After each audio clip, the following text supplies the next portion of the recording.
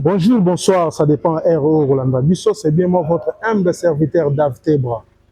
Donc je suis passé dans ce plateau, je suis accompagné avec une prophétesse qu'on appelle Sarah Moulanga.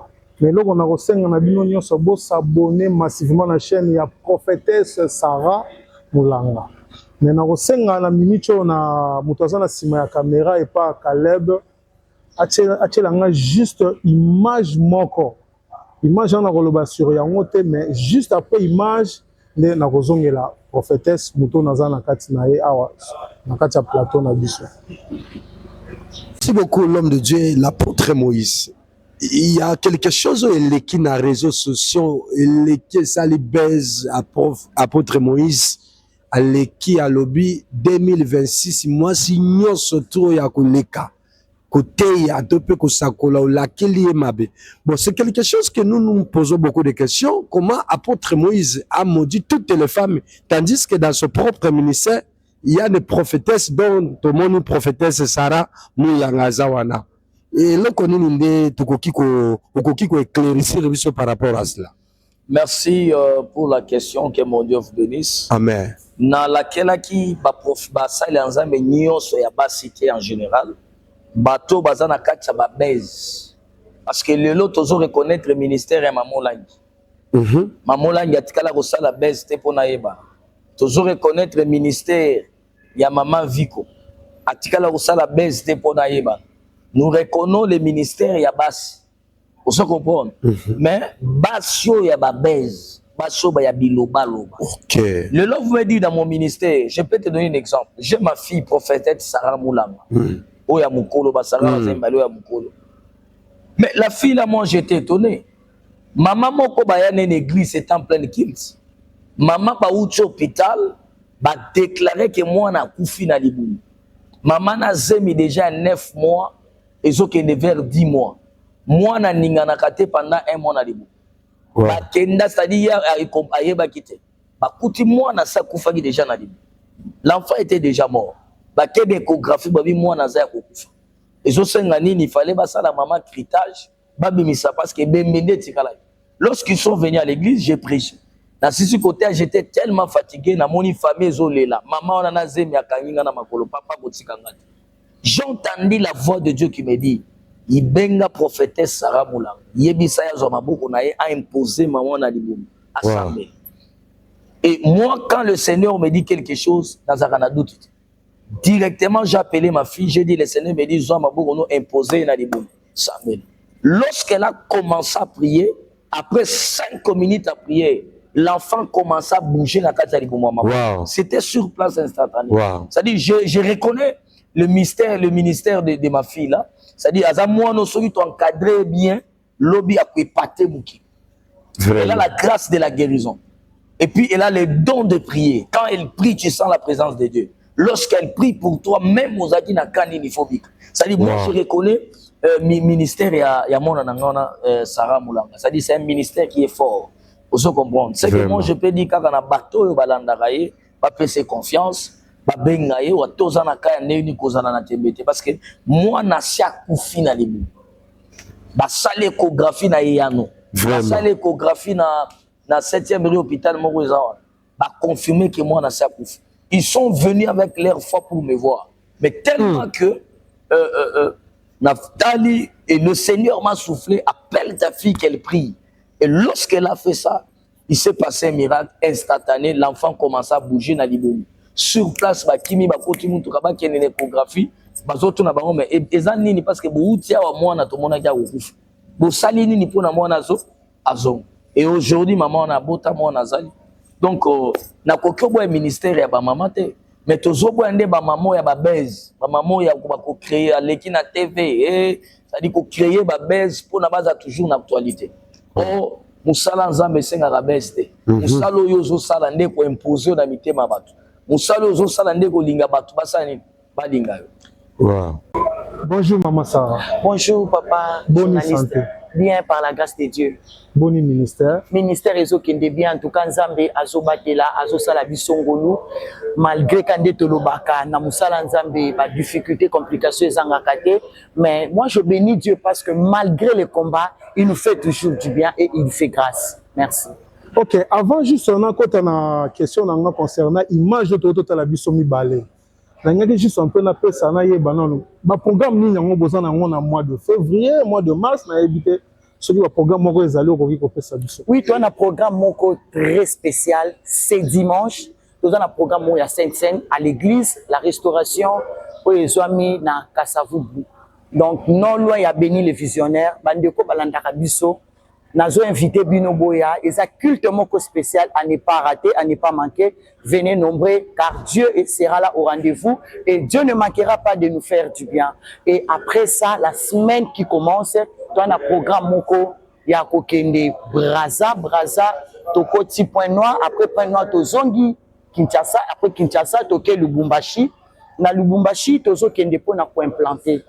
Tozo kende ko bâtir église ya na biso oyo à Lubumbashi parce que ça na délégation oyo ezo kende déjà lundi de la semaine prochaine bazo kende déjà ba précéder biso et biso na papa tokoya délégation ami balé tokozala wana et papa azo bâtir musala mususu na Lubumbashi bande kwa Lubumbashi o bazo landa biso ba mesana kolanda apôtre Moïse Kasongo ba mesana kolanda prophétesse Sarah bozala wana kala mingi te tozo kita Lubumbashi pour na kosala musala nzambe et Dieu ne manquera pas ya osala biso malamu. Merci beaucoup. Ngai pe na ko baksaka moi c'était na ko senga na bana nyonso ya Lubumbashi le choix à ne pas rater et à ne pas manquer à ces rendez-vous.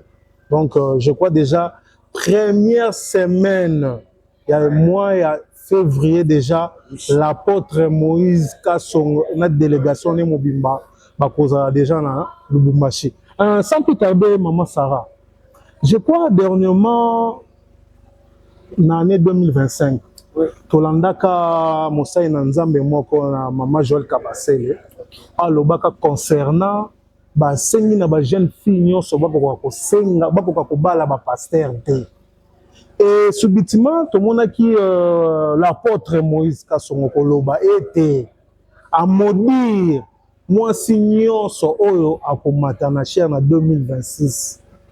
Mais à la grande surprise, il y a évité que non, dans quatre églises naïe, il y a aussi des femmes au bazali pe basali loko la maman wana. OK. Parce que concernant vidéo autoroute kotala oyo, je crois oyo ki maloba ya lobi par rapport à ça. D'accord, Nayoki, merci beaucoup. Nako loba boye, apôtre Moïse ndenga loba ki amodisaki ba servante nzambe te o balekaka na chair pour na kotea liloba nzambe.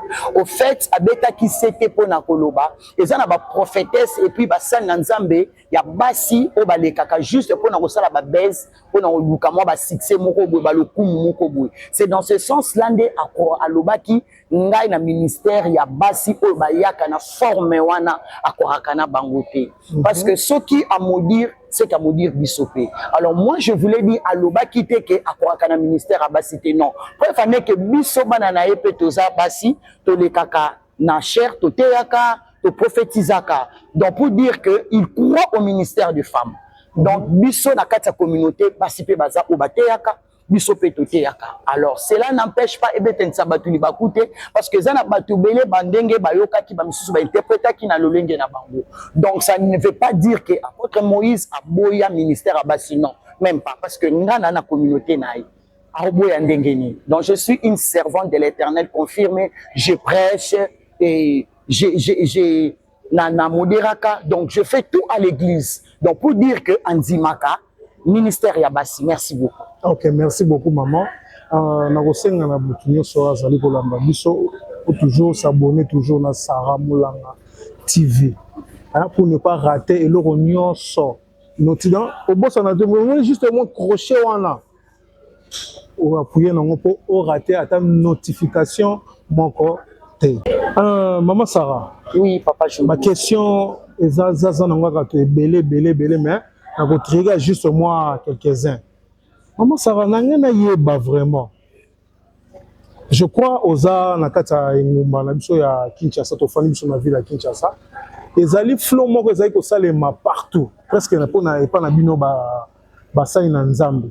Parce qu'il y a certaines personnes dont certains pasteurs bazara souvent basangisi batu abandi ko prophétiser abandi ko sala boye sikoyo likambo wana ezali likambo oyo yo po sala yango te. Naseki makasi papa. Naseki makasi. Pourquoi naseki? Parce que au moni musala ya nzambe oto salaka. Peu importe façon de faire la nzambe, ataya na lokuta, nzamba bimisaka mona kwasa. Nzamba bimisaka toujours ba o basale la kaye na lokuta na kwasa.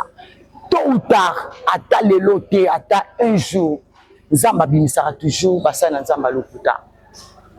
Faut comprendre papa. Moi je fais l'œuvre de Dieu, je sais là où Dieu m'a pris.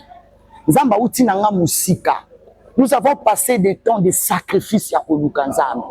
Alors, je ne peux pas associer au sel Nzambe na façon moko ya lokuta pour avoir des problèmes avec Dieu. Et je sais comment Dieu m'a appelé et je sais là où Dieu m'a pris. Alors, et moi, j'ai confiance en mon Dieu et j'ai la foi. Moi, je prie Dieu à travers ma prière. Et Nzambo ngana lukaka, Nzambo na bondelaka. Batu ba monaka loboko Nzambe. Preuve en est que les ana bandeko na bondela bango po na poto na 2025 bandeko ba témoigner ba obenga nga babi mama Sarah Mulanga Nzambe azamala Nzambe asali biso bolamu na nzela na yo.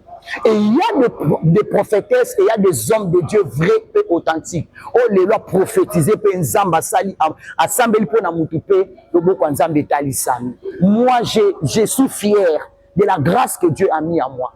Je sais, je reviens encore pour dire que je sais là où Dieu m'a pris. Et le sacrifice que nous avons fait pour nous comme lelo obisotoza. Donc je suis fier. Yo non nos s'abonner, yo ozo hésiter. Au bengi na prophétesse Sarate, benganga, mekanzambe nanga et tu vas témoigner la main de Dieu. Tu vas témoigner la main de Dieu ton ozo benga maman Sarah. Yo mtoza na problème.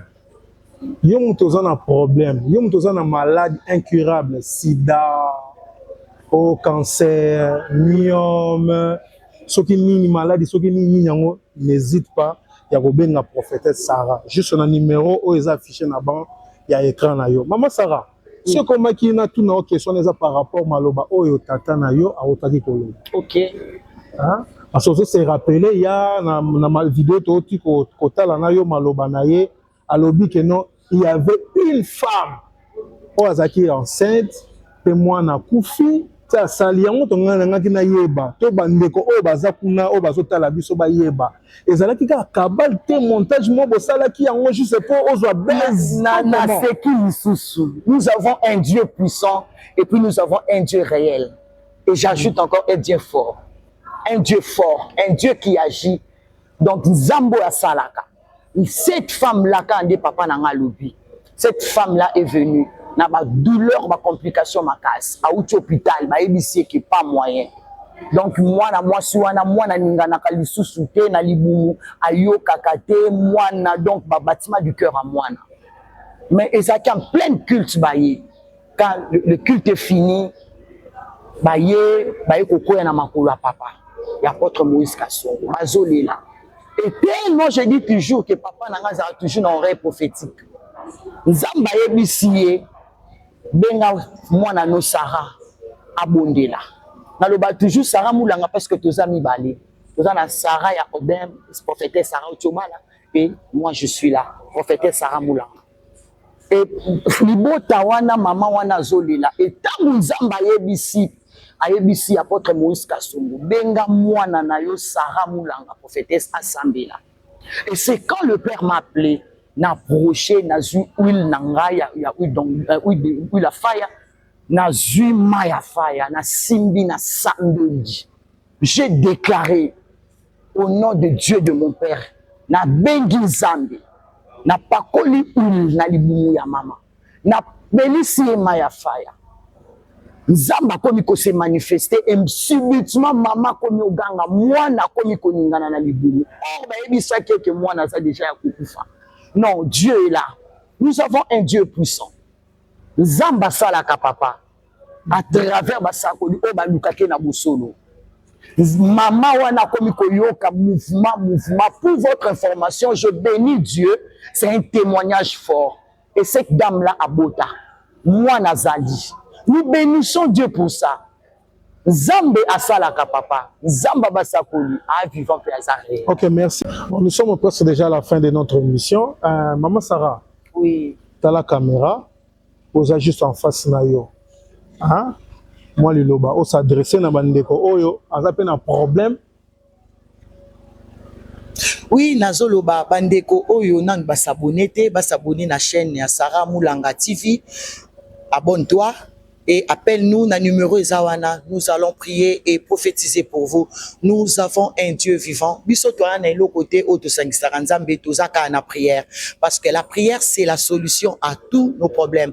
Bien-aimé toi qui me suis, toi qui hésites encore, n'hésite pas, appelle-moi. Benganga bien-aimé toko sambela. Toko prophétiser, toko lukanzambe, yo ozana ba problème, yo ozana maladie. Oui bandeko ba oto témoigner, ozela nini bien aimé, yakobenga po yo pe o témoigner. On a problème à mukanda, on a problème à libala, on a problème ya mabota, on a problème ba boakela yo ba lakela yo bien aimé maloba. Bien aimé o mona makambo simbate. On a poto, ozana France, oza na Congo, oza esika nyonso. Bien aimé, je suis là. Appelle-moi.